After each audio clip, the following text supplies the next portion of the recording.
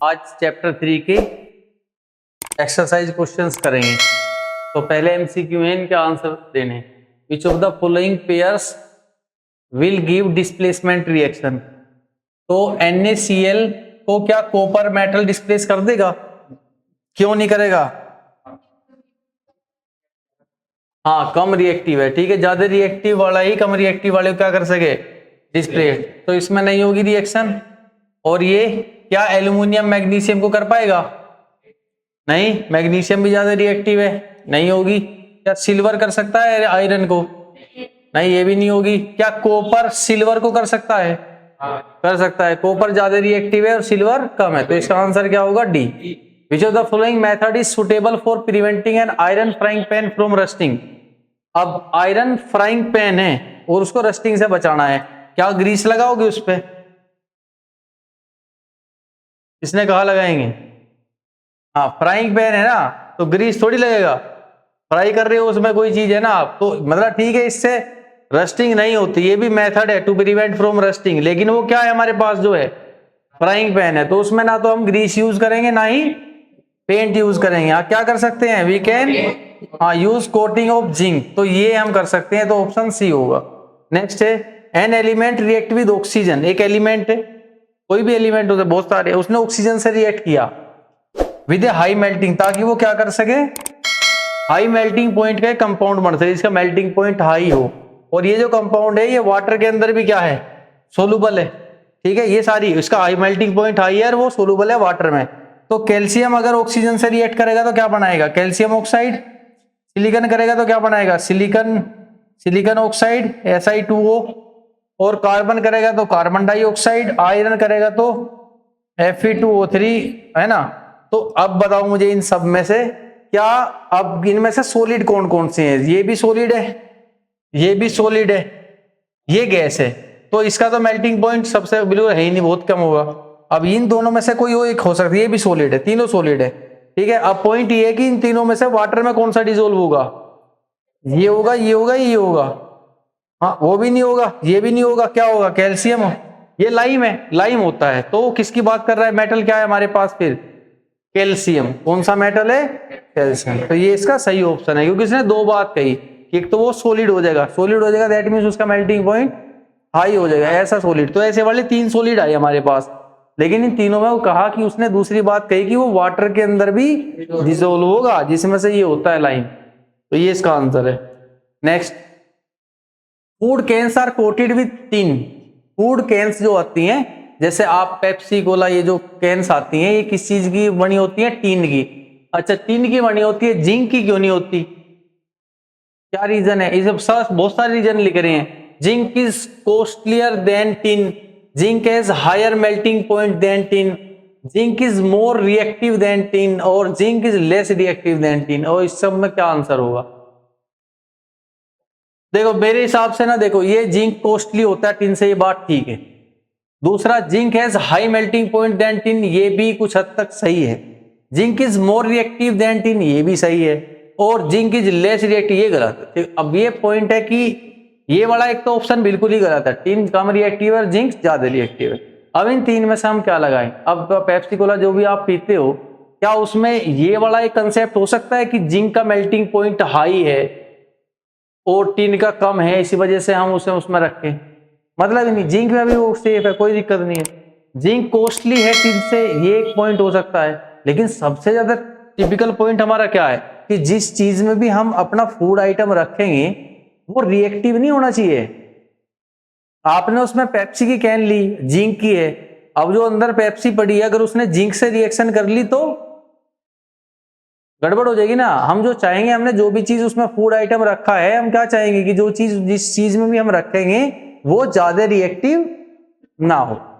अगर वो ज्यादा रिएक्टिव है तो वहां रिएक्शन हो जाएगी और वो जो आइटम है वो खराब हो जाएगा, फूड आइटम हमारा। इवन जो जिस चीज में रखोगे वो उसका भी कोरोजन हो जाएगा। तो यहाँ पे आंसर क्या होगा कि zinc is more reactive than tin, ये पॉइंट है। जिंक टिन से क्या है? ज्यादा रिएक्टिव है, टिन कम रिएक्टिव है, इस वजह से जिंक के कंटेनर के अंदर फूड आइटम्स को नहीं रखते, क्योंकि जिंक ज्यादा रिएक्टिव हो, रिएक्टिव कर लेगा, रिएक्शन हो जाएगी वहां पे। टिन कम रिएक्टिव है, वो रिएक्शन नहीं करेगा। तो ये पॉइंट बिल्कुल सही है, ठीक है। Next, you are given a hammer, आपको एक हथौड़ा दिया, एक बैटरी दी, बल्ब दिया, वायर दिया और एक स्विच दिया, और ये कहा how would you use them to distinguish between samples of metals and non metals. आपके पास कुछ सैंपल्स हैं, आपको नहीं पता कि कौन सा मेटल है और कौन सा नॉन मेटल है, जस्ट आपको पता करना है इन सब चीजों से कि मेटल कौन सा है और नॉन मेटल कौन सा है। तो कैसे करोगे, पहले हैमर की बात करें। हाँ, फिर सारे सैंपल्स को हम हथौड़े से मार के देखेंगे, जो सैंपल हथौड़े से मारने से मेलिएबल जो मेटल्स होंगे वे मेलिएबल होंगे, जो नहीं टूटेगा, ब्रेक नहीं होगा और फैल जाएगा वो क्या है, मेटल। अब जो ब्रेक हो जाएगा, टूट जाएगा, वो क्या है, नॉन मेटल। तो हैमर से तो ऐसे देखेंगे। फिर बल्ब से और वायर वगैरह बैटरी से, इनसे कैसे देखेंगे, इलेक्ट्रिसिटी पास होगी। अगर देखो मेटल है तो उसे टच करा के देखेंगे तो वो इलेक्ट्रिसिटी पास हो जाएगी, बल्ब जल जाएगा। अदरवाइज जो बल्ब नॉन मेटल होगा तो बल्ब नहीं जलेगा। तो जो इन चीजों में खरा उतरेगा वही सब मेटल्स हैं, जो ऐसा नहीं करेगा तो वो नॉन मेटल है। तो यहां पे लिखेंगे एक answer.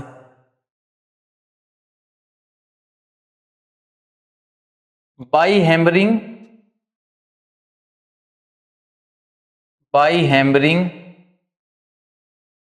metals converts, metals will convert into sheets and non-metals, non-metals will break up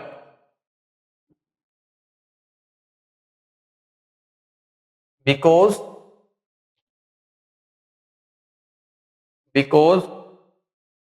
metals have a property of malleability and non-metals does not। ठीक है, नॉन मेटल्स के पास ये प्रॉपर्टी नहीं होती, मेटल्स के पास होती है। तो मेटल को जब हैमर करेंगे तो वो शीट में बदल जाएंगे और नॉन मेटल्स जो है वे ब्रेकअप हो जाएंगे, टूट जाएंगे। ठीक है, पहले तो ये करेंगे, फिर नेक्स्ट इसी में ही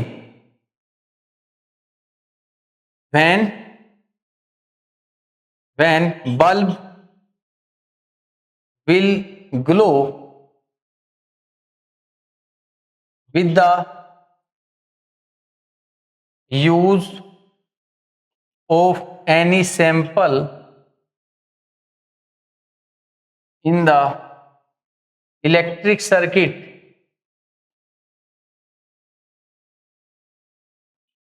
then we will count it as a metal, and if the bulb will not glow,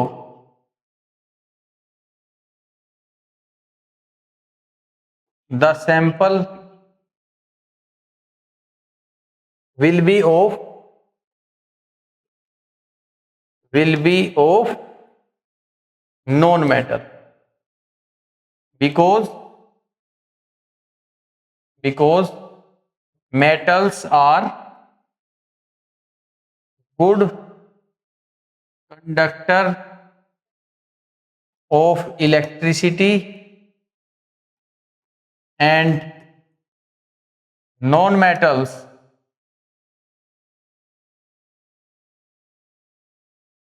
are bad conductor of electricity। ठीक, second point, assess the usefulness of these tests in distinguish between metals and non metals। तो हम यहाँ लिख सकते हैं B में कि with the use of these tests we can classify or categorize metals and non metals into two different ways। ठीक है, या by these methods we can group metals and non-metals in two different ways। ठीक है, दो तरीके से हम metals और नॉन मेटल्स को ग्रुप कर बना सकते हैं कि ये नो मेटल्स के ग्रुप हैं और ये नॉन मेटल्स के group. Next question, what are amphoteric oxides? क्या होते हैं? बस जस्ट इतना बताओ पहले, क्या होते हैं एम्फोटेरिक ऑक्साइड्स? हाँ, those oxides having both acidic and basic nature are known as amphoteric oxide.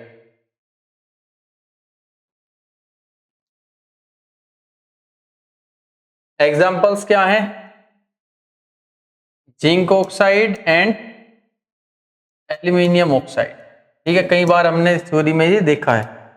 Next, name two metals which displace hydrogen from dilute acid. Hydrogen को कौन डिस्प्लेस कर सकता है? जो हाइड्रोजन से ज्यादा रिएक्टिव हो। और कौन से मेटल्स नहीं कर पाएंगे? जो उससे कम रिएक्टिव होंगे। तो metals which will displace hydrogen from dilute acid. और कौन कौन से मेटल्स हैं बताओ जरा? सोडियम, बहुत सारे हैं ना, सोडियम है, मैग्नीशियम है,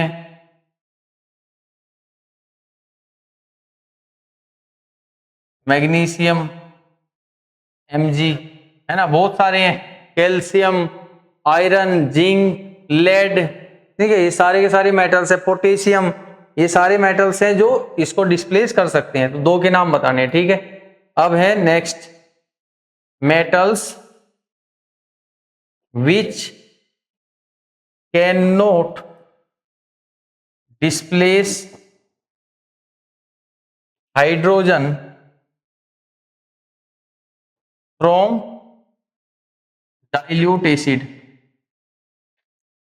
जो डाइल्यूट एसिड में से उन्हें रिएक्शन में से हटा नहीं सकते, हाइड्रोजन को डिस्प्लेस नहीं कर सकते। कौन से हैं? सिल्वर, सिल्वर यानी कि Ag, हाँ, गोल्ड Au, और मरकरी, ठीक है, प्लेटिनम, ये सारे कम रिएक्टिव हैं हाइड्रोजन से, तो ये इसको डिस्प्लेस नहीं कर पाएंगे। क्लियर हो गया? Next, in the electrolytic refining of metal M, जब मेटल M, कोई भी मेटल है, उसको इलेक्ट्रोलिसिस करके हम रिफाइन करते हैं, प्योर करते हैं। ठीक है, तब एनोड किसको मानते हैं और कैथोड किसको मानते हैं?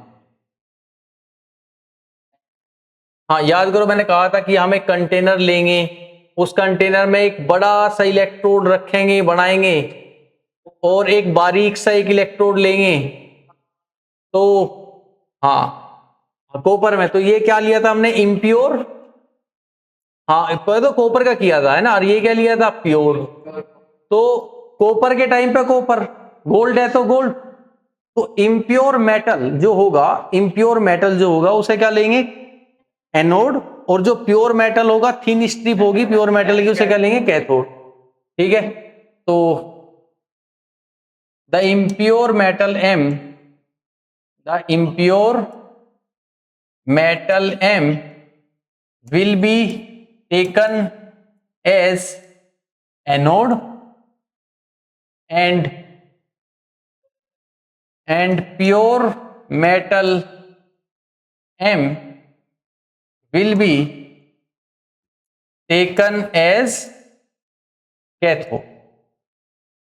ठीक है, तो प्योर मेटल को कैथोड लेंगे और इम्प्योर को एनोड लेंगे, तब उसको इलेक्ट्रोलाइज कराएंगे। नेक्स्ट है, Pratyush took sulphur powder on a spatula. उसने क्या लिया? सल्फर का पाउडर लिया, उसको गर्म किया। जब गर्म करेगा दैट मीन्स सल्फर बर्न होगी ऑक्सीजन के प्रेजेंस में, तो एक गैस बनेगी। कौन सी गैस बनेगी?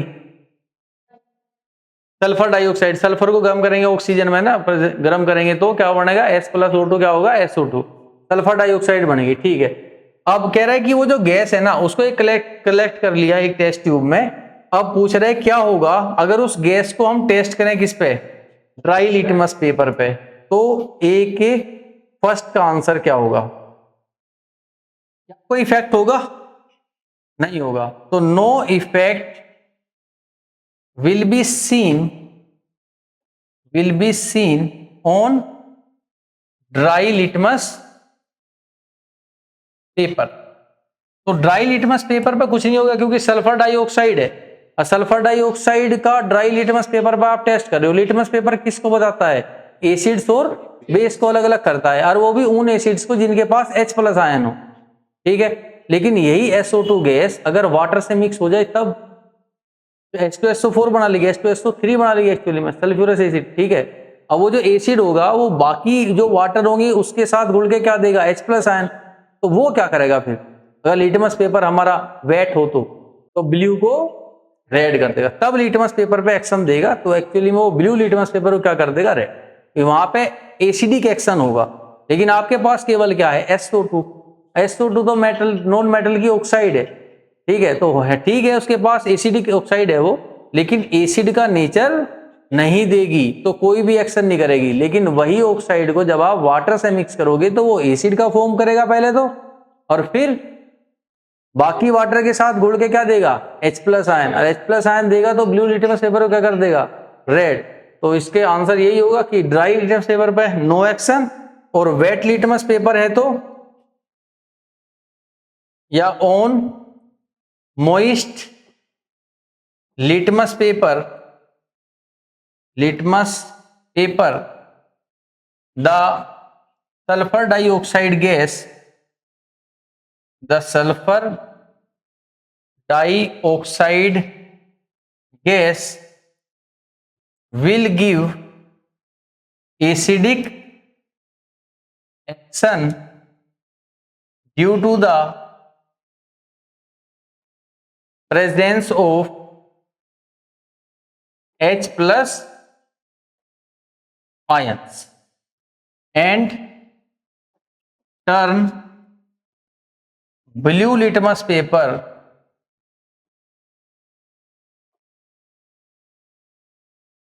Into red. तो ब्लू लिटमस पेपर को किस में चेंज कर देगी? रेड में। नेक्स्ट बी में है right a balance chemical equation for the reaction. तो क्या हुआ? सबसे पहले सल्फर का ऑक्सीजन से रिएक्शन हुआ तो क्या बना था? SO2। ठीक है, उसके बाद SO2 का रिएक्शन हुआ किसके साथ? वाटर के साथ। तो क्या हुआ? H2SO3। ठीक है, तो ये इस प्रकार से रिएक्शन हुई। और थर्ड स्टेप भी आप लिख सकते हो कि जो H2SO3 है, ये H2SO3 ये जब वाटर के साथ, एक्स्ट्रा वाटर के साथ मिली तो इसने क्या दिया? H+ आयन एक्वस कंडीशन में। ठीक है, और क्या दिया? SO3-2 आयन एक्वस कंडीशन में। तो ये आयंस हमें मिली, और इन्हीं आयंस की वजह से उसने ब्लू लिटमस पेपर को किस में चेंज कर दिया? रेड में। ठीक है, तो एक्चुअली में ये कुछ रिएक्शंस होंगी। लेकिन जब ये वाली जो गैस होगी SO2, जब ये ड्राई लिटमस पेपर पे एक्शन करोगे आप तो कुछ नहीं होगा। ठीक है, तो लिटमस पेपर केवल क्या करता है? एसिड या बेस को इंडिकेट करता है, और ये बेसिक नेचर तब या एसिडिक नेचर तब नहीं दे रही होगी। Next, state 2 ways to prevent the rusting of iron. बहुत सिंपल है, कोई भी 2 तरीके बताओ जिससे आयरन की रस्टिंग को रोका जा सके। हाँ, greasing, oiling. Next, coating of zinc. Coating of zinc को क्या कह सकते हैं? गैल्वेनाइजेशन। ठीक है, नेक्स्ट, पेंटिंग। हाँ, पेंट कह दो भाई, पेंटिंग कह दो, पेंट करा के। ठीक है, तो ऑयलिंग, ग्रीसिंग, पेंटिंग, गैल्वेनाइजेशन, ये सारी चीजें करके हम जो है आयरन ऑब्जेक्ट को रस्टिंग से बचा सकते हैं। नेक्स्ट है what type of oxides are formed by metal, non metal combined with oxygen. एक ही वर्ड का आंसर है। नॉन मेटल ऑक्सीजन से मिलेगा तो कौन से ऑक्साइड बनते हैं? नॉन मेटल ऑक्साइड क्या कहते हैं उन्हें?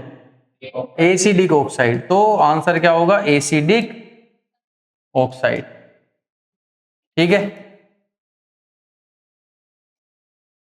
नेक्स्ट, गिव रीजन, कारण बताओ। फर्स्ट, प्लेटिनम, गोल्ड और सिल्वर इनका ज्वेलरी में यूज करते हैं, क्यों? Because they have extraordinary shining, और because they are non corrosive nature, they have non corrosive nature, corrosive nature नहीं होती है ना, और शाइनिंग होती है। तो हम रीजन यही लिखेंगे, because they have high lustre and are non corrosive in nature। Non corrosive nature के होते हैं और इनके पास शाइनिंग होती है, लस्टर होता है, चमक होती है। Next, B, sodium, potassium and lithium are stored under oil because they are highly reactive with oxygen and water, because they are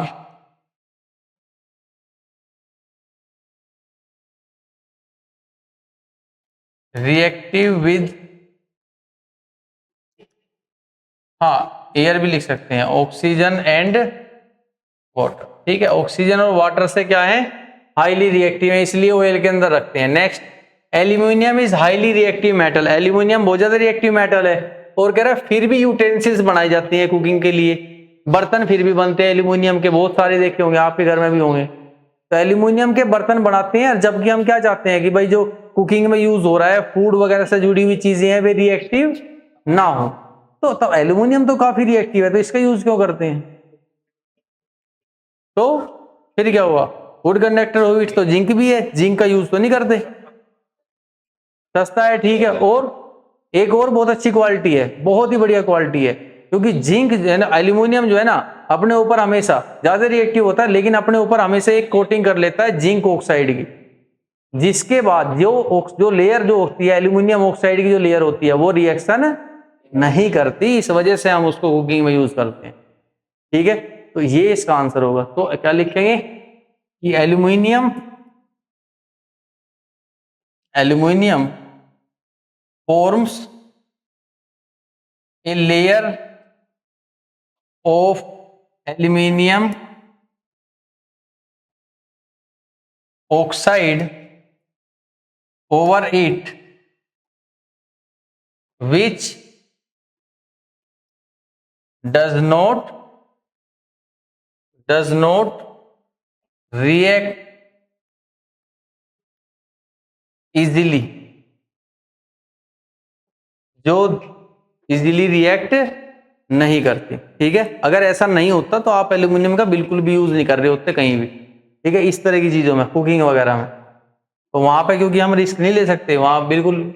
इसका रीजन यही होगा क्योंकि एल्यूमिनियम ज्यादा रिएक्टिव है, फिर भी जैसे ही हम एल्यूमिनियम देखते हैं ना, थोड़ा कोई कंटेनर वगैरह होगा तो 1-2 दिन में उसके ऊपर क्या आ जाएगी, उसकी में एल्यूमिनियम ऑक्साइड की लेयर आ जाएगी, और उसकी लेयर जो है ना वो बिल्कुल भी रिएक्ट नहीं करती, नॉर्मली तो इजीली रिएक्ट बिल्कुल नहीं करती। नेक्स्ट है कार्बोनेट एंड सल्फाइड, और आपने देखा है ना, जिंक कार्बोनेट, जिंक सल्फाइड, ये और हैं। यूजुअली क्या करते हैं हम इन ओर्स को किस में कन्वर्ट करते हैं? इनके ऑक्साइड्स में। अच्छा, ऐसा क्यों करते हैं भाई? मेटल्स को एक्सट्रैक्ट करने के लिए आपने इनको ऑक्साइड में क्यों कन्वर्ट किया? क्योंकि मेटल हमें निकालना है, और उस मेटल को निकालना कार्बोनेट से या सल्फर से, आप डायरेक्ट मेटल निकालोगे तो वो प्रोसेस क्या है, बहुत ज्यादा डिफिकल्ट है, बजाय कि मेटल्स को उसके ऑक्साइड से निकालना। तो मेटल्स को उसके ऑक्साइड से हम आराम से निकाल लेते हैं by the process of reduction, लेकिन कार्बोनेट और सल्फर से डायरेक्ट नहीं निकाल पाते। ठीक है, तो मेटल यहां लिखेंगे, metals can be extracted easily from their from their oxides while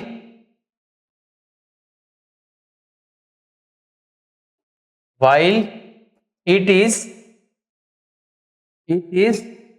very difficult to extract metal directly from its ore of carbonate and sulfide।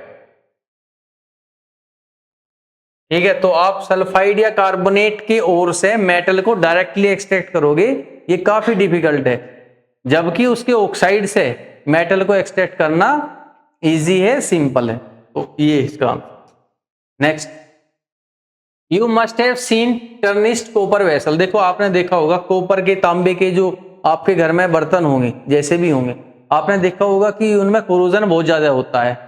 ठीक है, वे ऊपर से क्या हो जाते हैं, ऐसे ब्लैकिश से या थोड़े ग्रीनिश से हो जाते हैं। ठीक है, तो उस पर कोटिंग हो जाती है, तो उसकी पर्टिकुलर कोटिंग हटाने के लिए हम लोग किसका यूज करते हैं, नींबू का, ठीक है, या इमली का, खट्टी चीजों का प्रयोग करते हैं। ऐसा क्यों करते हैं, दो रीजन है। देखो, नींबू के या खटाई चीज, जो भी खट्टी चीज होगी, दही वगैरह कुछ भी होगा, है ना, तो उसके अंदर क्या होगा, एसिड। ठीक है, और एसिड के अंदर ना जो जो हमारा कॉपर का कोरोजन होता है, कॉपर का कोरोजन क्या होता है, कॉपर हाइड्रोक्साइड और कॉपर कार्बोनेट। तो जो इसका कोरोजन होता है, वो कोरोजन इसके अंदर, एसिड के अंदर इजीली मिक्स हो जाता है, डिजोल्व हो जाता है, और इसीलिए हम उससे उसको साफ करते हैं। उसके बाद वो बिल्कुल जो उसका नेचुरल कलर है, रेडिश कलर है, वो सामने आता है फिर। ठीक है, रेडिश ब्राउन, कॉपर का कलर कैसा होता है, रेडिश ब्राउन, तो वही रेडिश ब्राउन कलर आता है क्योंकि उसकी कोटिंग हट जाती है। क्यों, क्योंकि जो उसका कोरोजन है वो किससे रिएक्ट करता है, एसिड से, और उसके अंदर डिसोल्व हो जाता है।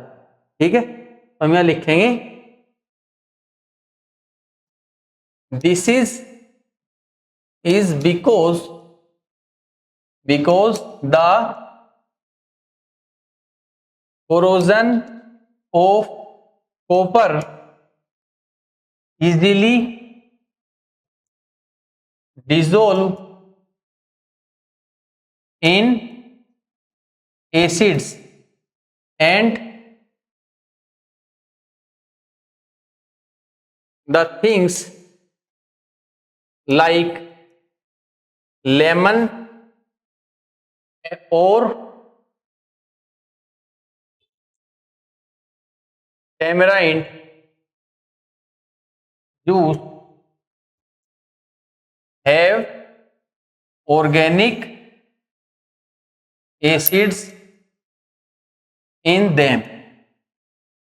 ठीक है, तो इसका जो कोरोजन है वो डिसोल्व हो जाता है एसिड्स में, क्योंकि इन खट्टी चीजों में क्या पाया जाता है, ऑर्गेनिक एसिड। इसी वजह से इससे हम उसको यूज करते हैं या उससे उस कोरोजन को हटाते हैं, साफ करते हैं।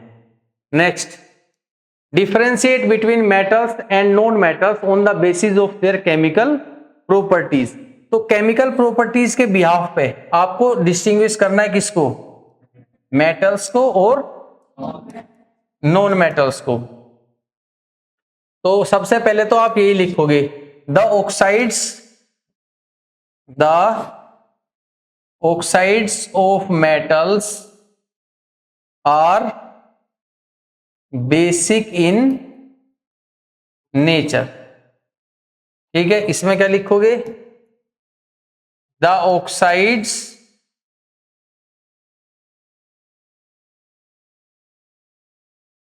Of non metals are acidic in nature. ठीक है, ये एसिडिक नेचर की है। नेक्स्ट, आप और क्या करते हैं, मेटल्स और नॉन मेटल्स के बीच में और क्या डिस्टिंग्विश करोगे केमिकल प्रॉपर्टीज के बिहाफ पे।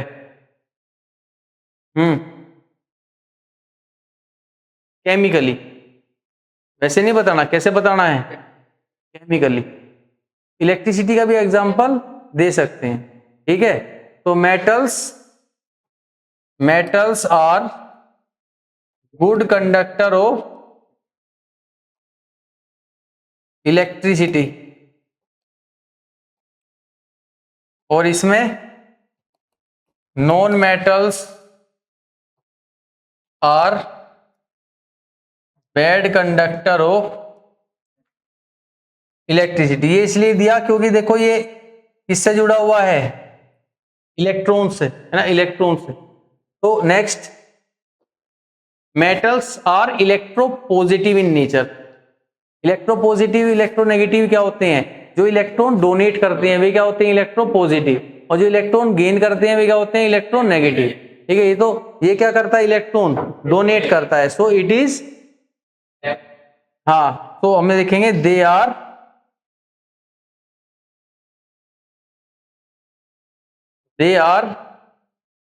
Electro positive.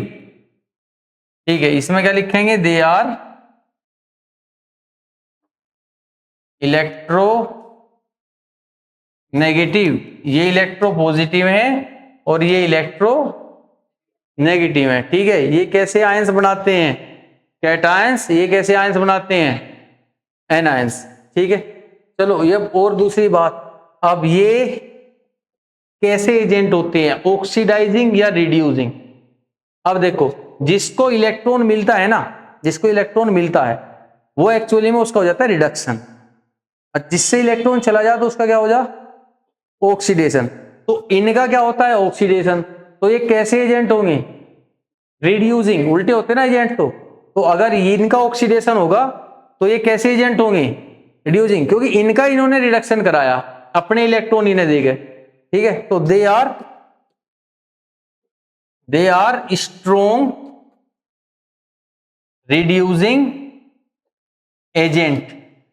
ठीक है, और इसमें क्या लिखेंगे, they are strong oxidising agent.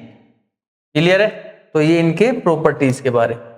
Next, a man went door to door posing as a goldsmith. देखो इसमें ना क्या, एक व्यक्ति है नॉर्मल, पहले बहुत ऐसा होता था, तो कई बार ऐसा है कि कुछ ऐसे बाहर से आते थे, ज्वेलरी वगैरह भी ठीक ठाक थी, पहनती भी लेडीज काफी ज्यादा ज्वेलरी पहनती थी।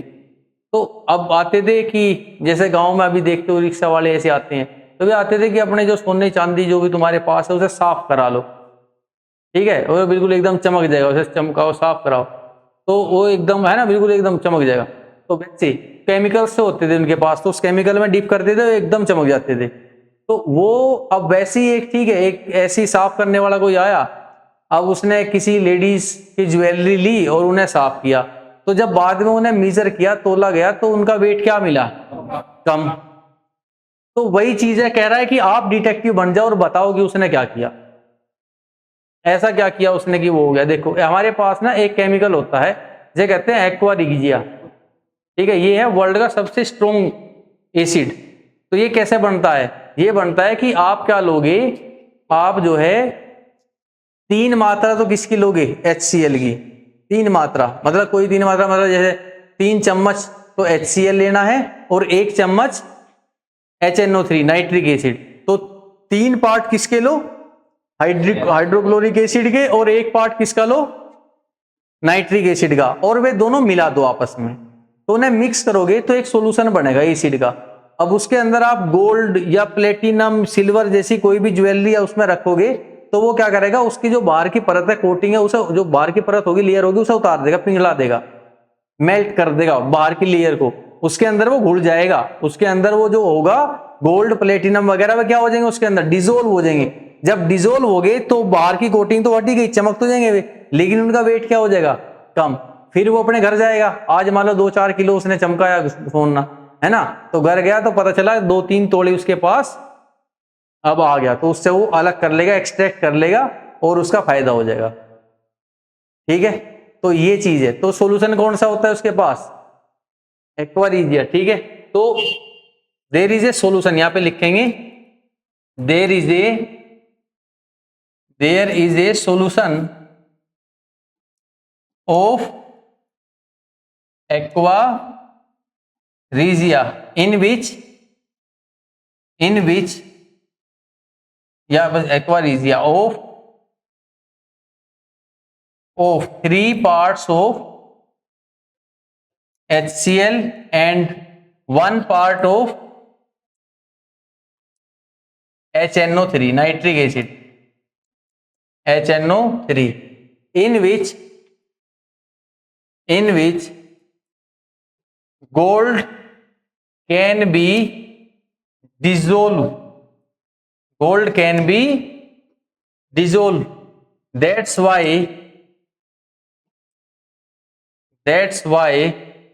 the weight of gold decreases.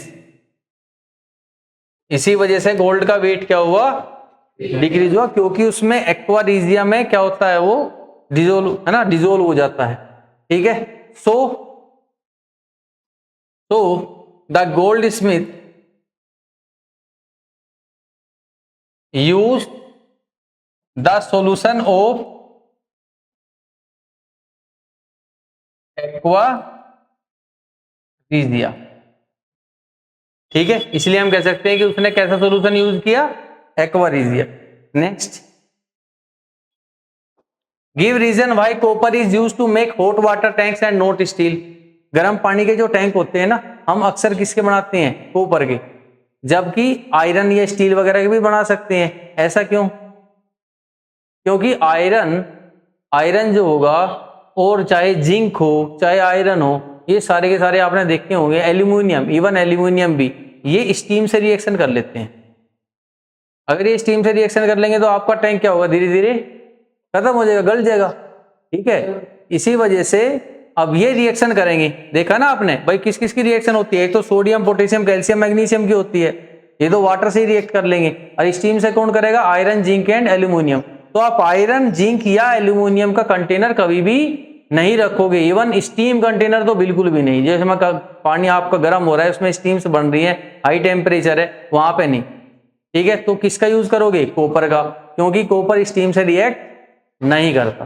ठीक है, तो इसमें लिखेंगे एज